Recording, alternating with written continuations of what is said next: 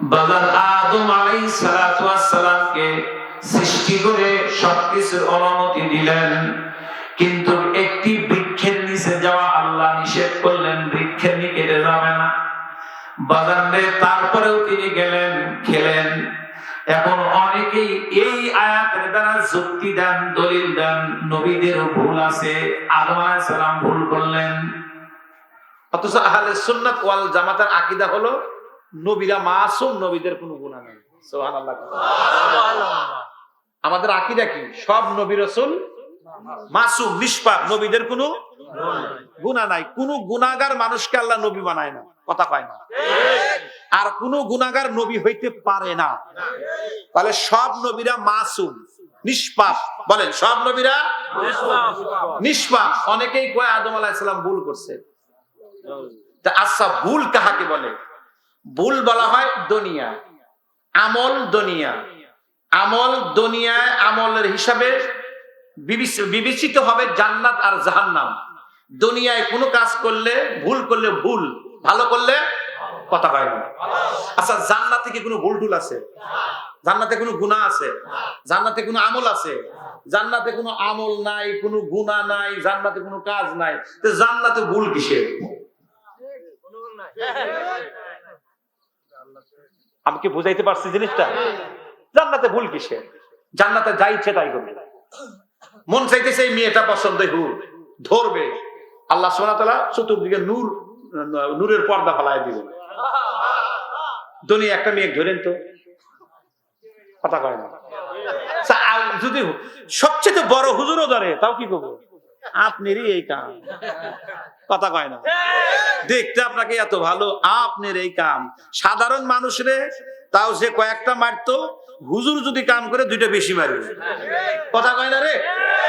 তাইলে বোঝা গেল দুনিয়াতে কোনো ভুল করলে ভুল, দুনিয়াতে ভুল করলে, দুনিয়াতে ভালো করলে, জান্নাতে ভুলও নাই ভালোও নাই, যা ইচ্ছা তাই, কথা কয় না। তা আদম আলাইহিস সালাম খাইছে, ভুল কিসে? ওটা তো বেহেশতে, বেহেশতে ভুল টুল নাই। আমি কি বুঝাইতে পারছি?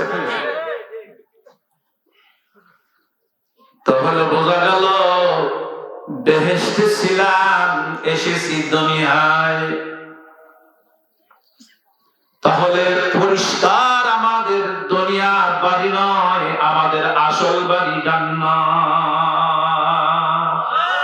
বলেন, আসল বাড়ি যাইতে হবে সেখানে। মুসলমান ভাইরা, দুনিয়াটা আমাদের থাকার জায়গা না, যেতে হবে জান্নাত।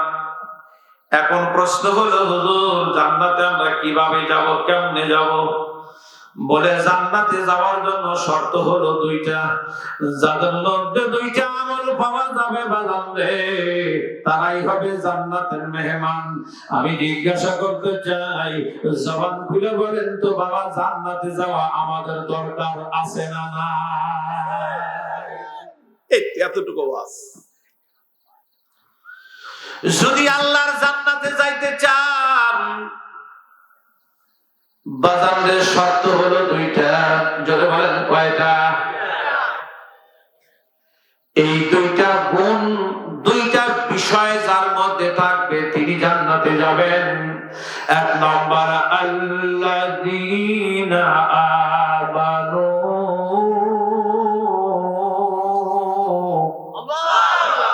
এক নম্বর ঈমানওয়ালা, ঈমান আনয়ন করতে হবে। সুবহানাল্লাহ বলেন। জান্নাতের জন্য এক নম্বর শর্ত হলো ঈমানদার হওয়া লাগবে। ধরেন কিদার? ঈমানদার।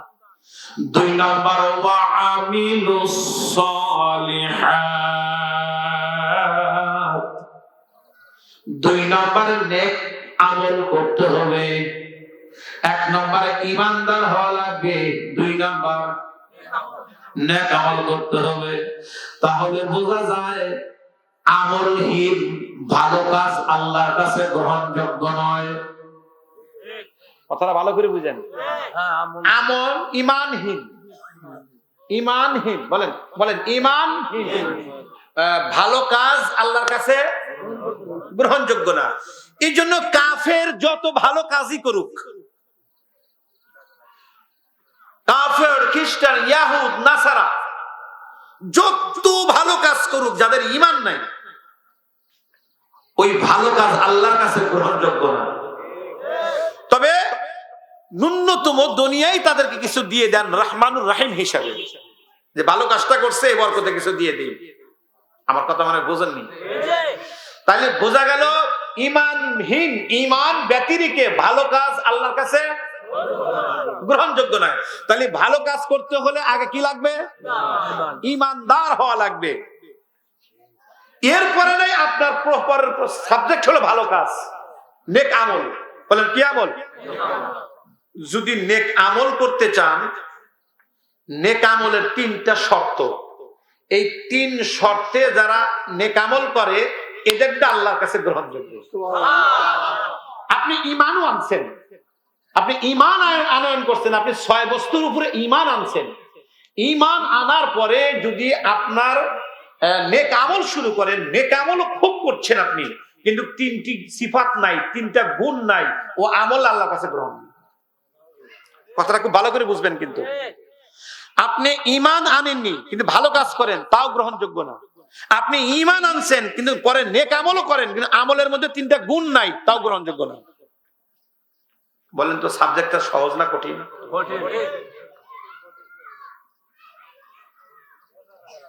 আমি তো বেকুব মানুষ বেশি দেখি। বেকুব মানে বোঝার জ্ঞান নাই। 95% মানুষের বোঝার জ্ঞান নাই। কঠিন সাবজেক্ট। ঈমান ব্যতিরেকে ভালো কাজ তো গ্রহণযোগ্যই না। আবার ঈমানও আনে, ভালো কাজও করে, ভালো কাজের মধ্যে যদি 3 গুণ না থাকে, ওটা আল্লাহর কাছে গ্রহণযোগ্য না। বলে হুজুর ব্যাপার কি? জবান খুলে বলেন, পরিষ্কার করে বলেন, ক্লিন করে বলেন। বুঝি নাই তার মানে কি? বলে 3 সিফাত, 3 গুণের নাম হলো নেক আমল। সুবহানাল্লাহ, একটু জোরে বলেন। 3টি বিষয়ের সমষ্টির নাম হলো নেক আমল। আপনি যেই কাজটা করবেন, কাজটা হওয়া লাগবে প্রথমত আল্লাহর বিধান অনুযায়ী। বলেন আর বিধান অনুযায়ী। সহজে বুঝবার জন্য বলি, নামাজ কয় ওয়াক্ত ফরজ? আব্বা বলেন কয় ওয়াক্ত? আপনি খুশি হয়ে 6 ওয়াক্ত বললেন, 7 ওয়াক্ত বললেন, 10 ওয়াক্ত বললেন। ভালো কাজ করছেন তো। 10 ওয়াক্ত পড়ছেন, বলে 10 ওয়াক্ত কেন? সারাদিন বললে কাজ হতো না। কথা কয় বলে ভালো কাজই তো। বলে ভালো কাজ করলেন, আল্লাহর বিধান অনুযায়ী হওয়া লাগবে। আমি কি বুঝাইতে পারতেছি? তাহলে ভালো কাজও আল্লাহর বিধান ছাড়া গ্রহণযোগ্য না। আমার আওয়াজ বুঝতেছেন? 2 নাম্বার, আল্লাহর বিধান অনুযায়ী করেছেন। ধরে নিলাম 5 ওয়াক্ত পড়েছেন, বৎসরে 1 মাস রোজা রেখেছেন, টাকা আল্লাহ দিয়েছেন, হজ করেছেন, বাদান কিন্তু ওই আমলটা নবীর তরিকা অনুযায়ী হয় না, তবুও গ্রহণযোগ্য না। নামাজ 5 ওয়াক্তই পড়তেছেন, এটাও ঠিক, কিন্তু নামাজের ভিতরে নবীর সুন্নাত নাই। কথা কি ক্লিয়ার? মুসলমান বাপজিরা আমার, খুব ভালো করে বোঝার বিষয়। তাহলে আয়াত দ্বারা বুঝে নিলাম, যদি জান্নাতের বাড়ি আপনারা যেতে চান, প্রথমত 2টা জিনিস লাগবে। 1 নম্বর ঈমান, 2 নম্বর লাগবে নেক আমল। বাজারে ঈমানহীন নেক আমলের কোনো দাম নাই। আবার নেক আমল আল্লাহর বাজান বিধান ছাড়া নেক আমলের কোনো দাম নাই। এই জন্যই বাজান 5 ওয়াক্ত নামাজ যদি আপনারা পড়েন, আমরা পড়ি, ওই নামাজ যদি সুন্নাত তরিকা না হয়, বাজান ওই নামাজের মূল্য আল্লাহর কাছে নাই। যদি আমার কথা বুঝে থাকেন, জবান খুলে বলেন, তোমাদের ইবাদত সুন্নাত তরিকা হওয়া দরকার আছে না নাই? কত মুসল্লি জায়গায় আছে, নামাজের যে কেমনে হাত উঠাতে হয় সুন্নাত তরিকা কি অনেকে জানে না। কথা কয় রুকু কিভাবে করতে হয় জানে না। সেজদা কিভাবে করতে হয় জানে না। সালাম কিভাবে ফিরাইতে হয় জানে না। সালাম ফিরানোর সুন্নাত তরিকা কি একজন একটু দেখাইবেন না আমাদের? দেখি।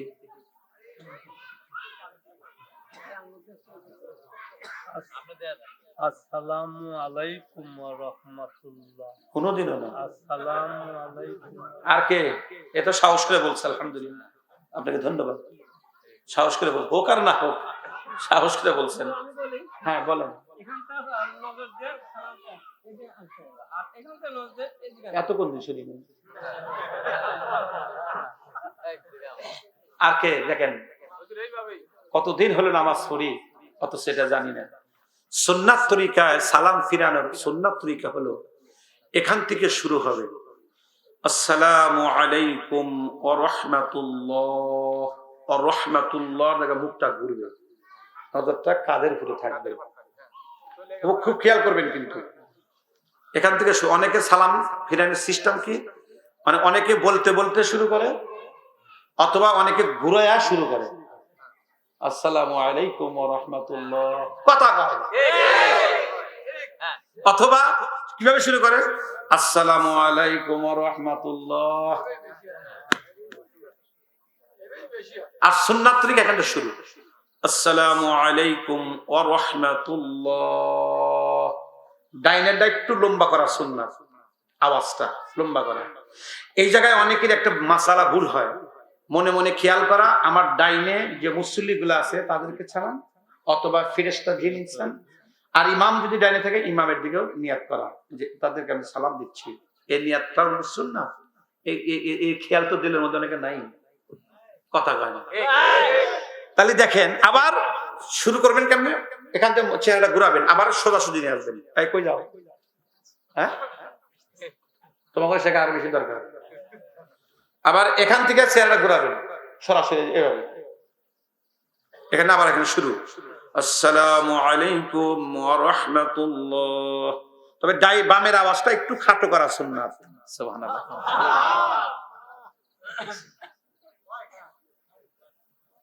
এই আওয়াজ কে করবে? আমরা বক্তারা যারা আসে আমরা গুতা গুতি হাসি রহস্য যাও।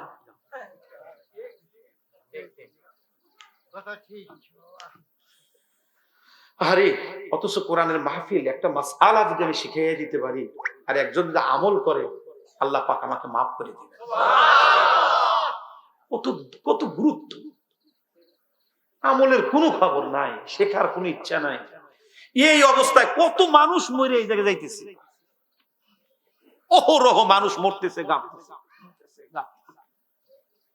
ও কি অবস্থায় গেল, কোন অবস্থা, কি অবস্থায় যা ঘুমাইল, কোন খবর।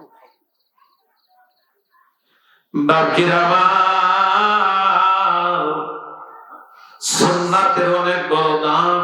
নবী আমার বলেন, মান আহাব্বা সুন্নতি ফাকাদ আহাব্বানি ওয়া মান আহাব্বানি কানা মাই ফিল জান্নাহ। সাধারণ কথা, আরে কত লম্বা কথা রাসূল বলছেন। যে উম্মত আমার সুন্নাতকে মহব্বত করলো তারা যেন আমাকেই মহব্বত করলো, সুবহানাল্লাহ। আর যে উম্মত আমাকে মহব্বত করলো, আমি রাসূল একা জান্নাতে যাব না। যে উম্মত আমারে মহব্বত করলো, আমি রাসূল একা না গিয়া আমার উম্মত তারে লইয়া আমি রাসূল নিজে জান্নাতে যাব। জিজ্ঞাসা করতে চাই, অর্থ এলাকার বাবাজিরা বলেন তো, আমাদের নবীজির সাথে জান্নাতে যাবার মন চাই কি চায় না? যদি নবীর সাথে জান্নাতে যেতে চান, আল্লাহ রাব্বুল আলামিন শিখায় দিয়েছেন, কুল ইন কুনতুম তুহিব্বুনাল্লাহ ফাত্তাবিউনি ইউহিব্বুকুমুল্লাহ ওয়া ইয়াগফির লাকুম যুনুবাকুম আল্লাহু গফুরুর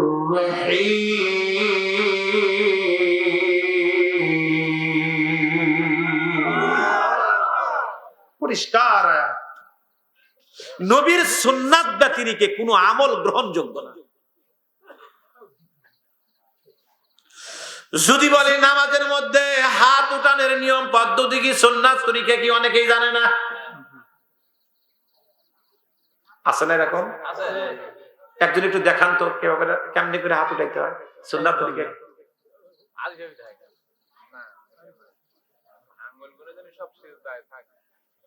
আপনি সহজকৃত দেখেছেন।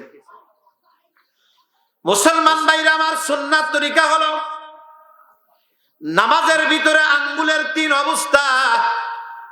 আঙ্গুলটা মিলানো, আঙ্গুলটা স্বাভাবিক ফাঁক, আঙ্গুলটা অনেক ফাঁক। বলে যখন আমি নিয়াত করব, আঙ্গুলগুলি স্বাভাবিক ফাঁক থাকবে, আঙ্গুলগুলি কেবলার দিকে থাকবে, তালু কেবলার দিকে থাকবে। আঙ্গুলটা বৃদ্ধাঙ্গুল দিয়া আপনার হালকা কানের লতি স্পর্শ করবে, আল্লাহ, তালু যেন কেবলার দিকে থাকে। কিন্তু অনেক বন্ধু এমন আছেন, আছে না? অনেকে আছে, অনেকে আছে আরে নামাজটা তাও জানে না মানুষ। মুসলমান ভাইরা আমার, অনেকেই কি রুকু জানে না, অনেকেই সেজদা জানে না, অনেকেই আত্তাহিয়াত জানে না, দুরূদ শরীফ জানে না, দোয়ায়ে মাসুরা জানে না। অনেক আল্লাহর বান্দা আছে কেরাতটা পড়তে জানে না। এই জন্য বাদান সুন্নাত বিহীন নামাজ আল্লাহর কাছে গ্রহণযোগ্য হয় না। এখন গ্রহণযোগ্য না দেখেই আপনারা নামাজ বাদ দিয়েন না। বাদান যা জানেন করবেন, আর আস্তে আস্তে ওলামায়ে কেরামের কাছে শিখতে থাকবেন। ধরে কোন কথা ঠিক না বেঠি? মুসলমান ভাইরা আমার, নেক আমল বলা হয় 3 বিষয়ের সমষ্টির নাম। 1 নম্বর আল্লাহর বিধান অনুযায়ী হওয়া, 2 নম্বর নবীর তরিকা অনুযায়ী হওয়া, 3 নম্বর হলো আমলের মধ্যে ইখলাস থাকা। কথা কও, বুঝাইতেছি নেক আমল। এখন আপনি আল্লাহর বিধান অনুযায়ীও করেছেন, নবীর তরিকা অনুযায়ীও করেছেন, কিন্তু আমলের মধ্যে ইখলাস নাই। বলেন আমলের মধ্যে কি নাই? ইখলাস। লোক দেখানো, কি দেখানো? বলেন নামাজ কেন নামছে এই ইতিহাস আমি বলবো না, জ্ঞানজাম করতেছে। একজন ওঠো তো, ওইটা সাউল বালগুলো তারা দিয়েছো।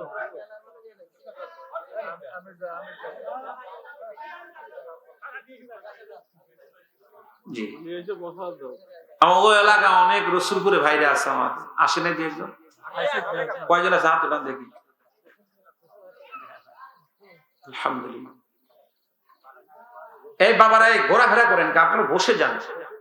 আমি কোনো সাবজেক্ট দেখে আসি নাই, আলোচ্য বিষয় আমি কোনো বিষয় দেখে আসি নাই। হঠাৎ করে এই আয়াতটা চোখের সামনে ভেসে উঠছে, এটি দেখে শুরু করছি। সুবহানাল্লাহ। এইটি দেখে দেখলাম এই আয়াত নিয়ে কথা বলি। বাকিরা আমার খুব ভালো করে বুঝবেন, আব্বা আম্মার ভিতরে আমরা ছিলাম, আমাদের সহ আল্লাহ নামিয়ে দিলেন। প্রশ্ন করতে পারেন, হুজুর বেহেশতের মধ্যেই ছিলাম, ভালো ছিলাম, কেন নামিয়ে দিলেন? বাদান ইতিহাস সকলেই কম বেশি জানেন। আমি নামাজ পড়ি, মানুষ আমাকে দেখুক কিভাবে নামাজ পড়তেছি। ওই যে শিল্পপতি আছে, দেখুক আমি মাদ্রাসার শিক্ষক, তো দেখুক হাই আমার হুজুর নামাজ পড়ে রে, মানে আল্লাহর জন্য না, দেখুক। আছে না? আমি খুব ওয়াজ করবো, এত ওয়াজ করবো, জনগণ বলবে হাই রে ওয়াজ করতেছে, আমার শেষ। কথা কন না কেন? আজকে আমাদের যত বালা মুসিবত, আমাদের কাজের মধ্যে ইখলাস না থাকা। এই আজকে সমাবেশে কথা অনেকে বলল, এই যে ওলামায়ে কেরাম, ওলামা হযরত ঐক্য ঐক্য কয়, আপনাদের মনে হয় কষ্ট হইতেছে কি জানি কন কানে কানে কি জানি কইলেন আচ্ছা কানে কানে কি কইলেন ভাই কন তো দেখি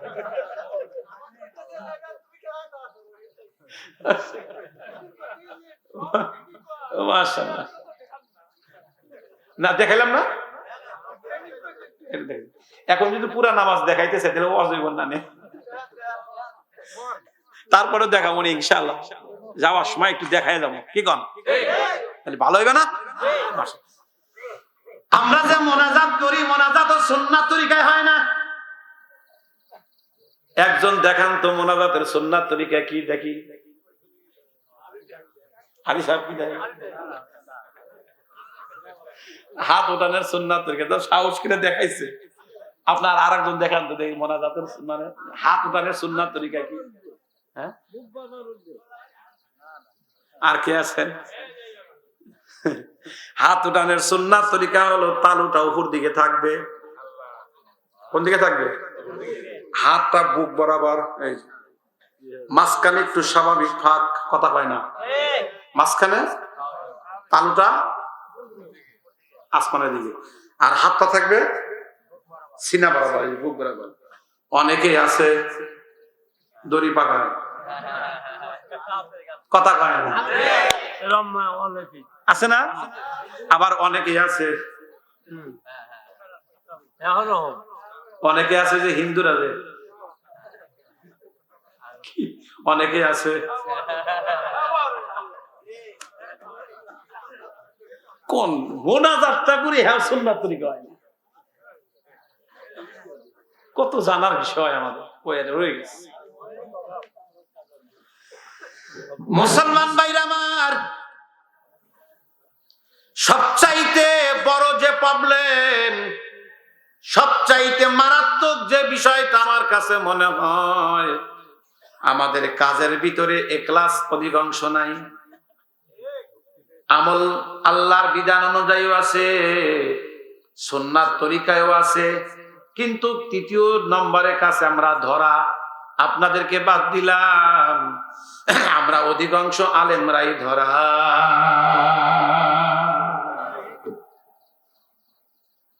আমরাই ধরা এটা আপনাদের বাপ এই জন্য যাত্রাবাড়ি সাহেব বলেন যদি জাতির আলেম ভালো হয়ে যায় জাতি একাই ভালো হয়ে যাবে এটা যাত্রাবাড়ি সাহেব বলছেন কারণ এক একজন আলেম এক একটা সূর্যের ন্যায় সূর্য যদি ক্লিন পরিষ্কার থাকে তাহলে রৌদ্র সব জায়গায় লাগে আর সূর্যের গায়ে যদি মেঘ থাকে বাজান আলো লাগে না কথা কন এক একজন আলেম হলো সূর্য আলেমের গায়ে যদি বাজান গুনার ময়লা লাগে জাতি কখনো আমি কিন্তু আমাকে নিয়ে ওয়াজ করতেছি সত্যি আমার মধ্যে এরকমই আমার জন্য একটু দোয়া করেন আল্লাহ যেন আমার দয়া করে আমার এই একই প্রবলেম তাই নিজের কথাটা নিজেই কইলাম একটু খাস করে দোয়া করেন আল্লাহ যদি রহম করে আল্লাহ সকল আলেমকে যেন আল্লাহ রহম করে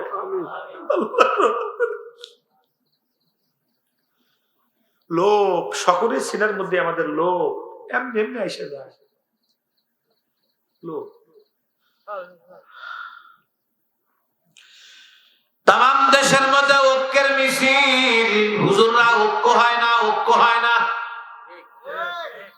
আসলে তো বড় প্রবলেম তো এটাই হবো কেমন আসল কথাটা আমার কাছে শুনে না সে যত বড় আলেম কেন হয় আমার কাছে এসে তাকে মানতে হবে